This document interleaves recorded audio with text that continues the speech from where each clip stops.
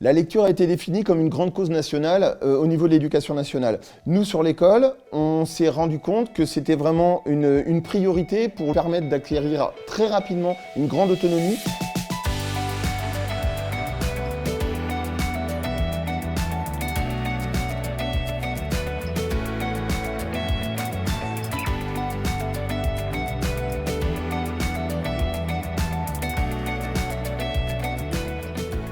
Ridisi est né du premier confinement général qui a eu lieu en mars-avril 2020.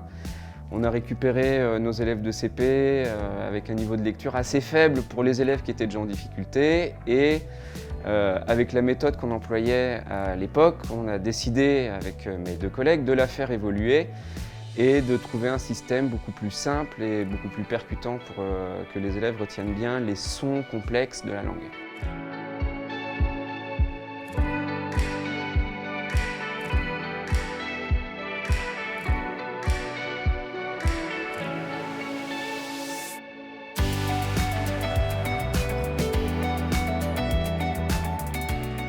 Concrètement, chaque enfant reçoit en début d'année donc une petite fiche avec des pictogrammes. Nous, on a fait le choix de coder en fait les sons de la langue française via le phonème.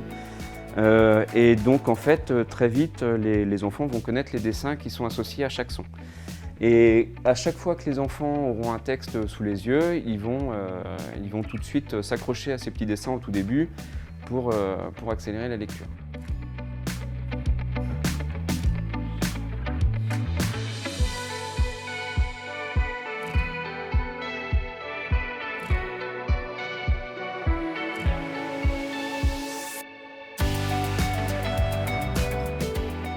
L'année dernière, mes élèves, par exemple, étaient tous lecteurs en sortie de CP.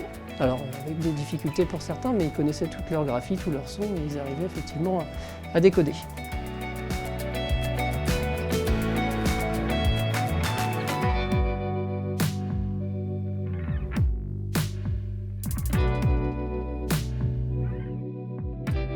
Ce logiciel va être en fait un espèce de traitement de texte pour à la fois coder les pictogrammes qui vont avoir été définis par l'enseignant, mais également toutes les aides qu'ils vont estimer comme nécessaires pour chacun des enfants. Donc nous, notre objectif, c'est de donner à chaque personne qui va utiliser Ridisi un traitement de texte qui va différencier de façon complète et individuelle pour chaque enfant ou pour groupe d'enfants, avec les pictogrammes pour chacun d'entre eux, les syllabations, les sons complexes. Et ça sera le choix de l'enseignant qui est quand même la personne qui connaît le mieux les élèves de la classe.